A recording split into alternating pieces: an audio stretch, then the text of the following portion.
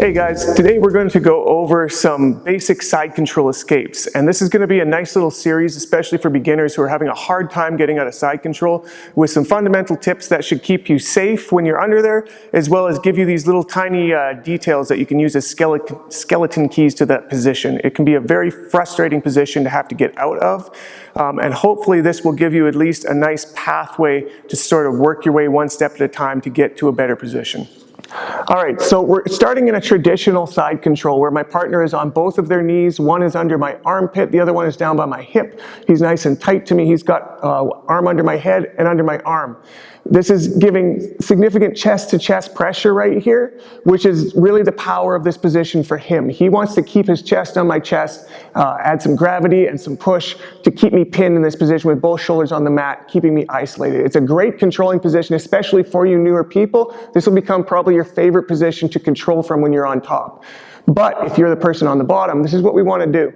The arm that is most important to me first and primarily is this arm that is trapped up here up by his head. This is the first one I want to get in place. One thing before I move it, just as a rule of thumb, don't ever grab your hands together and pull. Okay, sometimes you'll panic and just grab on thinking you have control. What you're actually doing is holding him in the controlling position. Okay, you're using your energy for him. You don't want to do that. At the very least, just keep your hands open like this so that you can start using them as we're about to. This one up here again is going to swing in front of his face like this. You have to get grindy with it sometimes. Just grind your forearm past their face to make a connection on their trap or shoulder area. Okay, this is the important connection. I don't need a grip right here, just cupping it like that. Now, here's the trick. Once I have this in place, I have the bone of my forearm against his throat, and this is what does the separation from chest to chest. Like I said, that's the problem I need to deal with, separating our chests. There's no way I can use my arm to just push him off in this position. It's way too much of a strength disadvantage for one arm to lift him off of me.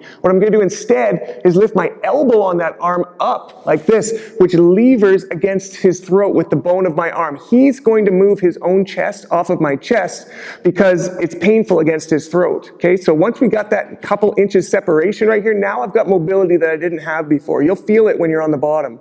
Once I've got this in place, my next move is I'm going to move my hips away like this. It's going to afford me two things. One, this arm that's trapped is going to come down in that space I've just made, and two, most importantly, this leg that's on the ground is going to come underneath him. So now I've got three frames in front of him, both arms and one knee. Now I've got these three here, I'm going to extend straight like this to square up with my partner, and then either pull him into closed guard, come up, separate, take the top. It's up to you at that point. You've gotten out of side control and you're free to move. So there is one thing that you are going to probably run into when you're trying this live, is that when you start to try to bring that leg underneath, there's a few common reactions they're going to do to try to stifle that we're going to have answers for. So first things first, we're going to get back to that position where I'm going to swing this one in front. What I don't want to do is try to jam it like this, where I can get my arm caught and attacked. I want to swing it like a windshield wiper like this, in front of his face, find that connection, lever up. Now sometimes they're going to drop this leg flat like that, so now we're hip to hip. Even if I hip away like this, there's no room for my leg to come under because there's no space in between us. So what I need to do instead is I'm going to keep this is very important, this is that skeleton key I was telling you about that keeps you out of this position.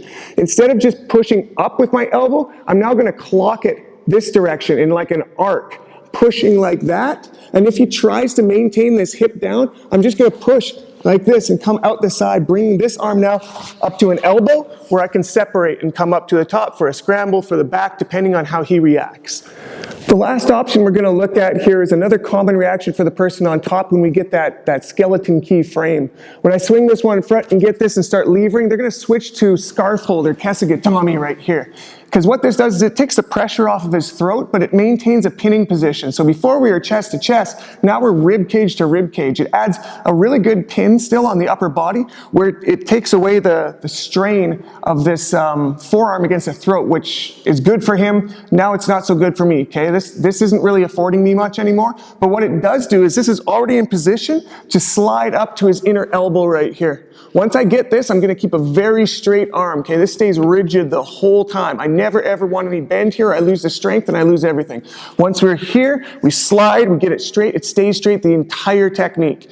Now that I'm here, I'm gonna walk my feet towards his head. Because right now we're in a figure L like this. I can't push him back because I'm pushing him into this kickstand that I have behind him. I need to move that kickstand out of the way till we're in like a line. And once we're closer to a line, it's easier to log roll. We just sit up and take the top like so. All right, guys, so there you go. That's a nice little sequence of events that might happen pretty commonly from side control bottom. Hope this helps, especially if you're beginners. This should give you a nice bit of strategy to stay safe on the bottom, and always, of course, maintaining some control over your arms so you're not being attacked. Always be worried about the chokes and the arms. That's what you're looking for on top. So while you're getting to those positions, just always be aware. You don't want to start getting things isolated. Thanks for watching. If you got any comments, drop them in the comment section. Any suggestions for future videos, make sure to subscribe, and we'll see you then.